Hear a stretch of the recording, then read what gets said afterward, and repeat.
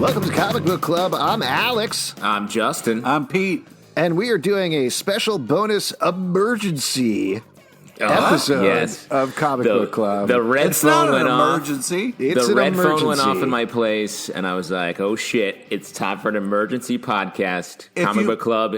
The Comic Book Club signal's in the air. It's time to talk FanDome. I mean, FanDome, get in the dome. FanDome. If you mean by emergency, you want an opportunity to flex about something you had to do for your job and then kind of turn that into something you do with us. I mean, then yeah. This is a ridiculous thing. I am not going to flex about sitting on my bed and watching 8 hours of DC panels. We're doing it right now. Nothing to flex about that. That's what you're doing. Yeah. FanDome flexing the dome. I don't want to brag about this cool thing that I did that was publicly available to literally anybody in the world and then played 3 times, but... FanDome, you're on your bed at home. It's the FanDome, and it's flexing in the FanDome, Alex. But yeah, I did watch all 8 hours of FanDome. Flex! Yeah. Not a flex! Flex! I got some free shit, so now we're doing a podcast about it. Flex! Flex had 8 hours to spare. Flex. Free time, flex. Yeah, I watched all 8 hours of FanDome, which... Are you okay? Are you the same person? I was wiped. That was a lot of watching DC stuff, I'll tell you what. But what do we want to do? I think the big news... How about you just field questions for me and Justin?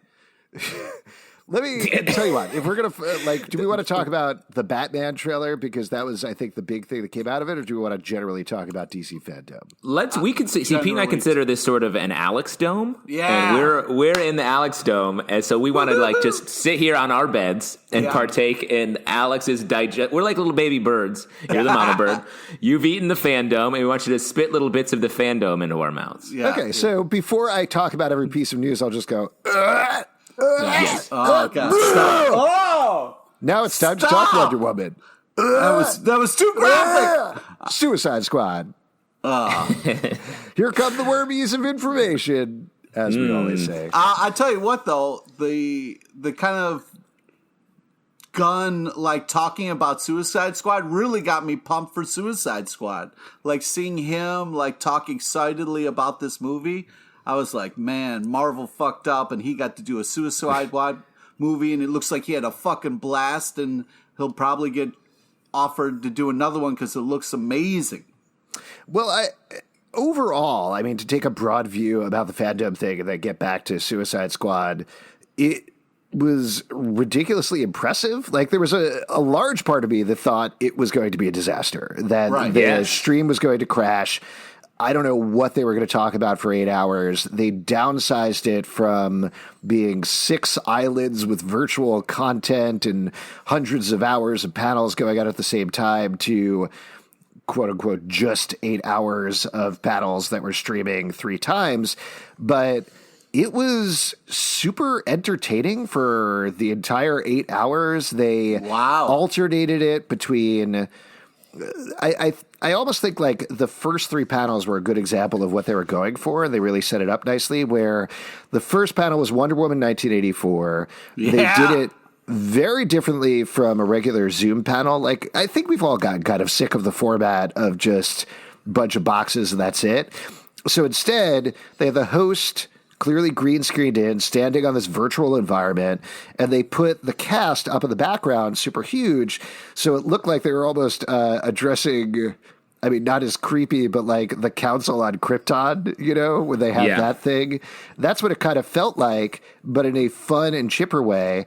Then they went to a video game panel, which was edited very differently, and then they went to a comics panel where they talked about the Sandman universe for a while.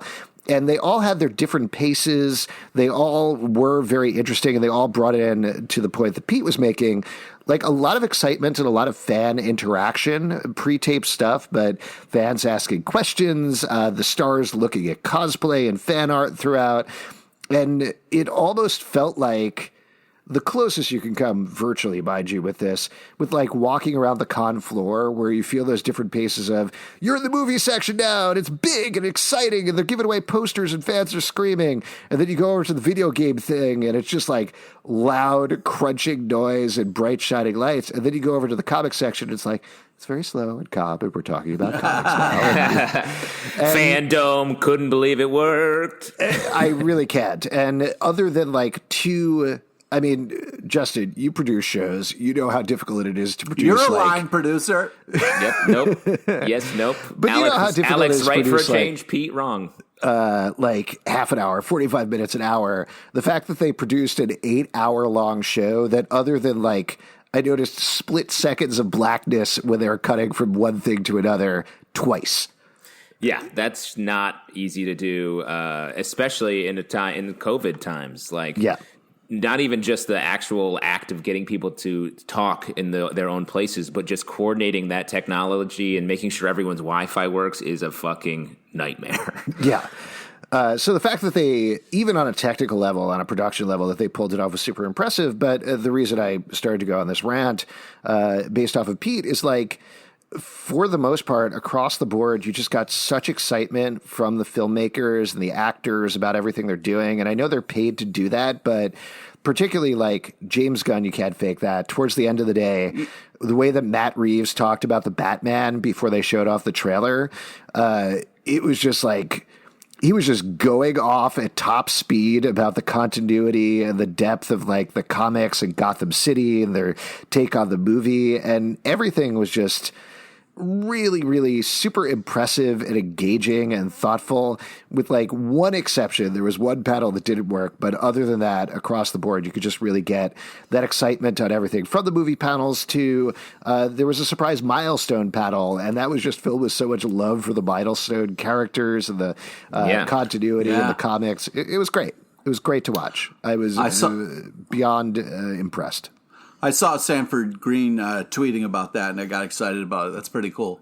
But Suicide Squad, holy shit. Like, that looks bananas. That was like a comic come to life in such a crazy... It looks... I didn't think I would be this excited about Suicide Squad. I am very excited about this movie. Holy crap. It looks like it's in the right hands and doing all the right things. My only thing is, like, do they have enough actors in the movie to, like, for anyone to die? Like, to like, I don't think so. I think everybody's going to survive to the end of the Suicide Squad. No, it's great. The cast looks great. I freaked out about Peter Capaldi as the Thinker. That is perfect casting. Clearly, Margot Robbie as Harley Quinn is great. The costume they put on John Cena for, I think he's playing the Peacemaker, is so funny and ridiculous. That I think like gets to the aesthetic of what they're going for. It's going to be interesting to watch, because I think they went for like, it feels like they went back in time in terms of the superhero costumes, that it's not modern. This makes sense in a modern context to MCU, so much as this is what they would have done in the 70s for these costumes. And that's funny to see. Exactly, like they're sort of janky in the right way, in that it's like, well, these people are that way, so it makes sense. These characters, it looks like they're having fun with it, and it could be very exciting. And I'm really hoping they nail this. I mean, James is the person for this. It's got a sense of humor about it, so it could. Oh, be you're really... on a first name basis with him, Pete? No, I am not. Jimmy Guns, you call him? Jimmy Guns. Call him old J Guns. Who do you think's gonna die first in the movie? Ooh. John Cena. John Cena? Mm-hmm. Nah, he's gonna survive. I think they're gonna kill Pete Davidson. Oh, I mean, come on! That's been a lot of people's dream. Come on. I do think. I mean, they could pull a. What was that movie where the action hero died at the plane movie from like the early aughts, and the hero, like Kurt Russell, maybe died in the very couple first minutes? Oh, I don't know. I don't know what that movie is. First ones I thought of are Scream killing off Drew Barrymore. Yeah. And the other guys when they kill off, oh my God, who are the good cops? Samuel L. Jackson and The Rock. Yes, that's right. But yeah, they could do something like that. I think like killing off a big star right off would make a lot of sense. But yeah, it's going to be really fun and it looks wild. Let's talk about some of the other stuff before we get to the big one, which is the Batman. The Wonder Woman one looks great. I was really worried about what's her name playing Cheetah, but the more I see, the less worried I get. I'm very excited about Wonder Woman 1984. I'm still a little worried about it, to be honest. I like the trailer. The cast feels fun. There was a wonderful moment on the panel when they brought in Linda Carter. That was so wonderful and so emotional and so heartfelt. She told this wonderful story about her daughter telling her when she saw Gal Gadot in the costume for the first time that she's like, oh, I get it. I get why Wonder Woman means so much to so many people, why your role means so much to so many people, which was very sweet, and just like cutting to Patty Jenkins' faces and Gal Gadot's faces, whether she was talking about that, was wonderful. But Chris Pine seems really funny in the movie. The action looks amazing. Cheetah looks bad. What? I think like the effects look bad. I love Kristen Wiig, but I don't know. It just doesn't look finished to me. It looks scary, which I think is a good choice to have it be like a scary cheetah, like that line where she's like, "Oh God, what have you done?" I think really kind of was like, "Oh shit, this cheetah's not fucking around. It's not the cartoonish cheetah that we remember maybe from the cartoons and stuff." Oh, okay. I thought maybe when you were saying it's a scary cheetah, you were comparing it to the other cheetah in your life, Chester Cheetah. Yeah. Yeah. I mean, I think that guy has a fucking Cheetos problem, by the way. Wow. As long as she says it's not easy being cheesy, it's a successful movie to me. Agreed. A couple of other things that were shown off throughout the day as I'm kind of thinking off the top of my head here. There was a Black Adam thing. Yeah. They didn't have any footage because they haven't filmed anything, but it was just The Rock standing alone on a screen talking about his love of the movie. Why not? Great. It's great. It's ridiculous that I'll speak for myself. It's ridiculous that I'm not sick of The Rock yet. Like, I feel like I should be sick of The Rock, Wow. but having him just stand there and somebody be like, hey, is Black Adam the strongest guy in the DC universe? And The Rock being like, well, he's played by The Rock, so you know, of course. And I'm like, great, yeah, talk about how strong you are for a while. That's fun. It is. He's doing the. Can you? I think you're smelling what The Rock is cooking. I think so. The big teases there beyond the logo and him just generally talking about Black Adam being faithful to the comics is he's going to be going up against the JSA in the movie, the Justice Society. Specifically, if I'm remembering the members correctly, there's Atom Smasher, who's going to be played by Noah Centineo. There's also Dr. Fate, Hawkman, Cyclone, and maybe somebody else that I'm forgetting there. But what do you think about that as a matchup, seeing Black Adam versus the Justice Society? I think it's cool. It's a smart choice because it gives us heroes that we will, even if you're not a comic fan, you'll recognize a little bit, but not necessarily be like, oh no, they killed my favorite Green Lantern, Alan Scott. So I think it's smart. It's a good way to do, like, not have to kill all your Justice League characters, but something that still has some stakes. Yeah, and I feel like him going up against, Chuck, Shazam, just wouldn't do it. So, like, giving The Rock the whole Justice League to go up against makes more sense. Yeah, Justice Society. Sorry. No, that's all right. You're new to comics, so I just wanted to specify. You're a piece of shit, so I just wanted to specify that. I mean, they didn't mention this necessarily, but I do feel like there was this initial thing when the movies were happening. The TV was so successful, but they very famously cast Ezra Miller as the movie Flash, I think 2 weeks after the first episode of The Flash debuted to hit ratings. And it always felt like they were going on these two different tracks that were competing with each other. Now they've been very clear about, there's a whole DC multiverse. You know, they're all running in their own places. So that's why you could have multiple Batmans running around and whatever else. But it does feel like the choices here for the Justice Society are very specifically cognizant of trying not to overlap too much with Stargirl, to me. Yeah. Which I think is very smart, and I like. Yes. Yeah, Stargirl's great. Don't fuck with it. Don't fuck with Stargirl. I had my research team look up that movie I was talking about earlier, and it's the movie Executive Decision, and it's Steven Seagal that dies early. Oh, wow. Well, that's great. That's a great way to start a movie. Well, that's one executive decision that I agree with. What else was going on? A bunch of other stuff. You mentioned Shazam. There wasn't a lot out of that panel. They mentioned that Shazam 2 is called Shazam! Fury of the Gods, and maybe Sinbad is in it. Yeah, that's a weird thing. That's a weird thing to sort of brag about.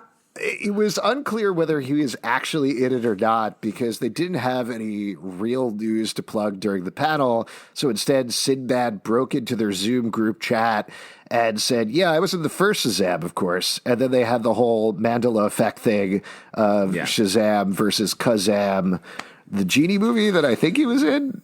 No, but he wasn't. That was Shaq? No, that was Shaq. Yeah. That was Shaq. Okay. See, this is why it's fucked up when you start talking about this, because it does fuck with your head. Mm-hmm. It really does. So that was kind of what was going on with Shazam. We should probably, before we get to the Batman, the last thing we'll talk about here, we should probably talk about the Snyder Cut. Yeah, Pete, you've been pushing the hashtag on Twitter for so long. Like, how gratifying is it to finally see some footage from these 4 one-hour movies that will end up comprising your dream project, the Snyder Cut? Well, what's crazy is it looked to me like the guy from Ready Player One, the bad guy, and that was the fucking Darkseid kind of character in the Snyder Cut. I was surprised that the character designs were so similar. I don't know what to say about the Snyder Cut. That trailer showed like all of the changes in one trailer, so it's kind of like, why watch the Snyder Cut? I know all the things he did right now, but I don't know. Maybe a couple people will check it out. I mean, think about it this way. They put a very bad hour-and-a-half long movie in theaters. Now you get to watch 4 hours of it. That's pretty cool. But no way. It's 4 hours long? So here's the crazy thing about the Snyder Cut. There's been so many rumors, so much discussion. It became very clear when HBO Max approved it and announced that they were going to be doing it, that there was no real Snyder Cut. It was something that people were pushing. Zack Snyder was certainly encouraging them along the way, but it doesn't exist. So they're starting to make it. They're starting to create it now.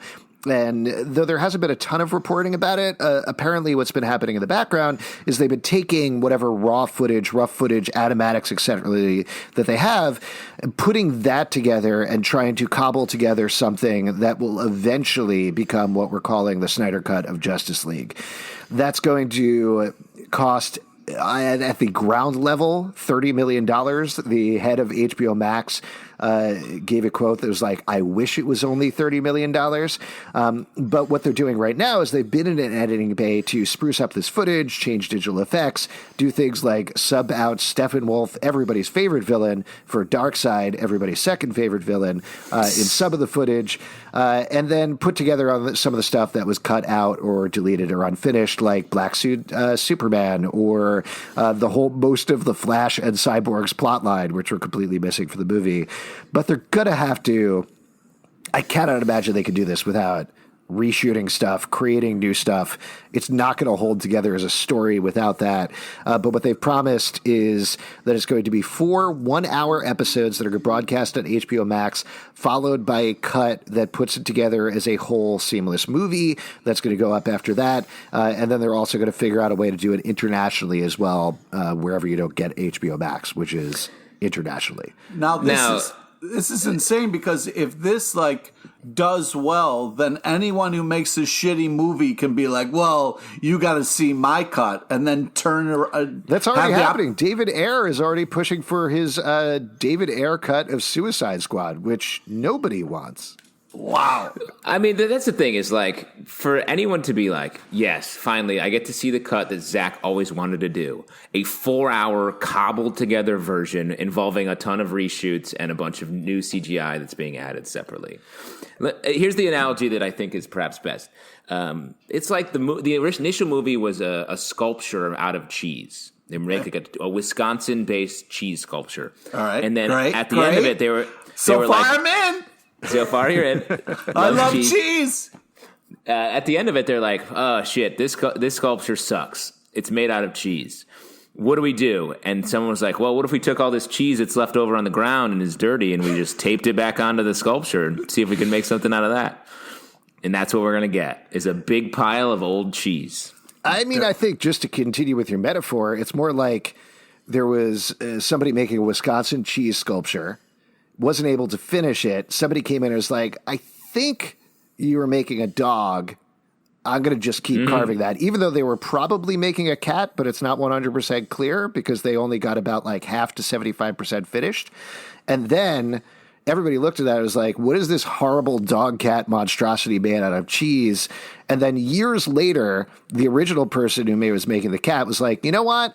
I'm going to go out to the store, buy a bunch of new cheese for a lot of money, some very fancy cheese, jam it on here, and make a lizard. Because it's not even his original vision. Who knows what his original vision was? It certainly wasn't a 4-hour long movie. It was a regular length movie, probably like 2.5, 3 hours, maybe at the outset if they were really trying it. And now he's making something entirely new. The thing that was annoying to me, like the footage looked fine in the trailer, and I will begrudgingly watch all 4 hours of this Justice League Snyder Cut, was the shitty panel that came before it. And it was a half hour of people telling Zack Snyder, including Zack Snyder, how great he was, which seemed the opposite and antithetical to everything that was going on all day long and was so uncomfortable to watch. There was a fan who literally was like, I love you. I want to fight for you. And then they cut to Zack Snyder and he was just nodding, very pleased to hear that. Now, see, you say that panel was shitty, but I know for a fact that Zack Snyder has a vision for it that's going to be a 2-hour version of that panel that's actually fucking awesome. Yeah, that's the thing. If they turn shitty, dirty cheese into something that's good, because Justice League has a lot of amazing stories to tell, and they could salvage it somehow. I just don't know if I want it to succeed because I don't know if I want to encourage Zack Snyder or not. I think it's more about, there are some, I'm sure, very kind fans of the Snyder Cut, and they've been very passionate about suicide awareness in particular, because that's the reason he left the production originally, is his daughter killed herself, which is horrifying. But there's also been a lot of abuse that's been laid down on people because of the Snyder Cut, and I think that's the thing that makes me worried more than anything else. The other thing that I'll say about it is, I didn't like Justice League at all, even though there were some fine moments in it, I guess. I also, and Pete, I know you and I disagree about this, so just give me a moment to talk through this for a second. I also really didn't like Aquaman at all. Fuck you, you fucking fuck! Hold on. There was an Aquaman thing later on, which was James Wan talking with Patrick Wilson, and I didn't like Aquaman. It was them going behind the scenes of Aquaman and being like, we didn't know what we're doing. Here's how we put this together. Here's how we did this effect. Here's what we learned. And it was super fun and super interesting to watch how they built the movie in CGI, how they built the worlds, put together the costumes. Patrick Wilson being like, I'm riding around on an enormous tennis ball and I don't know what's happening. But it was really fascinating. And I realized at that point, oh yeah, that's what the Snyder Cut panel should have been, and I would have been right. The process of putting this thing together is fascinating, and I'm really interested to hear how it actually happened. I don't need to hear about how awesome Zack Snyder is and build this mythology around him. It should be about the Justice League, you know? But I think that's the whole issue with this whole quote unquote movement is it's become this thing, this icon where it's like, I'm an aggrieved fan, I feel angry about this, and we're making progress. It's not even about the actual process it all. It's about this hype, and that's why I feel like the panel was indicative of that. Yeah. And also, Aquaman's awesome, you fuck. I mean, Aquaman, the movie, is not awesome. Sure is. Jason Momoa is fantastic as Aquaman. Whatever you think about Aquaman, let's finish up here talking about, and there's lots of other things to talk about, DC FanDome, but let's talk about The Batman, which was clearly the marquee thing happening all day. That's what they ended with. It started, as I mentioned, with Matt Reeves talking at length about his vision for Gotham City and Batman in general. The thing that they're doing, just to give you the laying the ground, is it's year 2 Batman. So it's going to naturally touch on his origins a little bit, but it sounds like we're not going to see the alleyway. We're not going to see the pearls, which is a huge disappointment for any fan of Batman because we want to see that. Like, how did his parents die? Stop. Tell the story. Stop. Tell the story. And here's the thing. Here's what we haven't seen. Who made that pearl necklace? Mm-hmm. Where are the pearls? Where are the oysters? The pearls came from? Yeah, right. Like, I want to meet every single one of those. Each oyster story. You know, give me the Snyder cut of the necklace, man. Yeah, I want to see the whole necklace, top to bottom. Each pearl tells a story. I wish I would have known that before I watched the Batman trailer. To me, that was the biggest news out of the Saturday. I was like, oh shit. They released the Batman trailer. I didn't realize it was year 2 when I watched it. That makes a lot more things click a little bit more. Well, I think the idea, which is very smart, that he talks about is he wanted a Batman who doesn't have the whole Bat family behind him yet, is still able to make mistakes and is still learning things, but knows enough that you can put him in action sequences and you can have him detect things and solve mysteries where it's not entirely fresh and new to him. It's a Gotham City that's still getting comfortable with him, but he is out there and you don't need to see him being like, I'm going to put on the uniform for the first time. Here's how it works. What's a Batman? I like bats. The most important thing about any Batman movie is showing just how miserable Batman is all the time. Like I want my hero to be just having the worst time. And that's what is apparent about all of the more recent Batman movies. And especially this trailer, I was like, Jesus, can't we get a little something in here that's not... that was my reaction too. I was like, Jesus, this is dark and fucked up and like... I don't even care about the darkness. Look like a psychopath. I don't even care about the darkness and like that just feels like a trope to me with Batman, where it's so easy to be like, well, I dwell in darkness so that you may face the light. Why? And like this, like such a suffering, like Christ-like thing. I just want to say that was a great reading you just did there. I really felt that. Thank you, Pete. Were you disappointed at all that he didn't amp up the Christian Bale growling voice? Like when he said, "I'm vengeance." It was just like a very normal Kevin Conroy-esque "I'm vengeance." No, it wasn't. Versus I wanted to see like pieces of his throat spraying out of his mouth. He's growling so hard. You thought that was normal? I'm vengeance. Yeah, I thought it was a very over the top "I'm vengeance." Sounds like maybe I'm in the minority here. I like the footage, and I was kind of impressed that they mentioned they've only filmed 25% of the movie. So that they were able to put anything together that made any sort of sense was kind of impressive. It's definitely like grim and dark, like you've been saying, but maybe it's just a part of my brain turns off when I see Batman live on screen where I'm like, that sounds good. I'll see that. Yeah, that's how I am about Aquaman. Very different situations. I just think... I feel like we've just seen this like brooding, like we can't have a little bit of tinge. It's just there's no nuance to it, and like I want a little bit of that just to be different from we've seen so much of the hyper grim, like race to the bottom grimness of Batman. I agree with you, and I think that's the thing. I feel like I could still eventually be critical whenever we actually get to see it in theaters or at home or whatever is going to happen.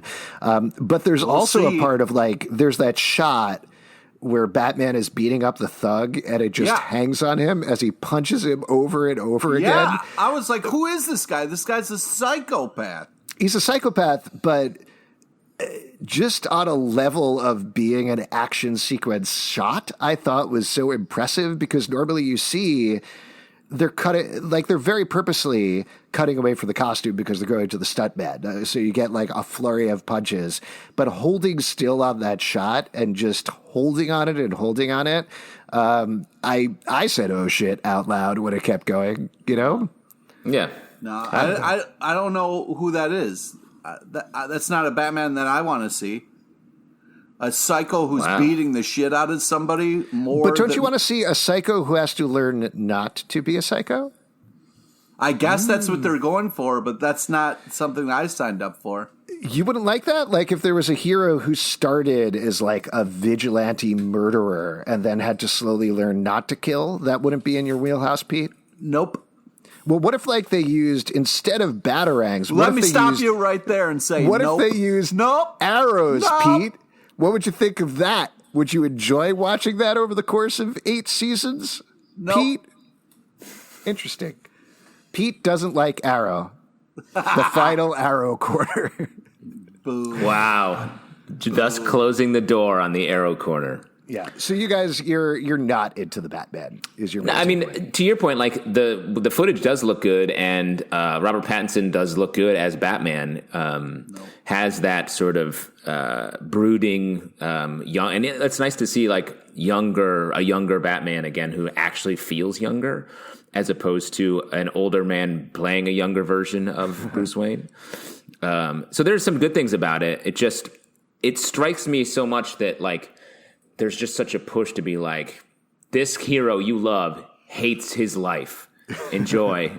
And I'm just like, what if like you're watching a football game and the quarterback is just like, well, here we go again. It's just like you want to watch people doing stuff where they're like getting something out of it and are like, I've made the right choices. Yeah, I think it's early, but after seeing the trailer, I was just kind of like, who's that? That's not the Batman I know and love. Yeah, Seems I think there's as usual though enough around Batman that's really interesting. Like Zoe Kravitz's Catwoman is awesome. Those very quick scenes were very cool. Jeffrey Wright looks perfect as Jeffrey Commissioner Wright Gordon. is a phenomenal actor. He can never do any wrong. Love that. And I don't know if you guys saw this. A couple of people grabbed stills. I completely missed it the first time through.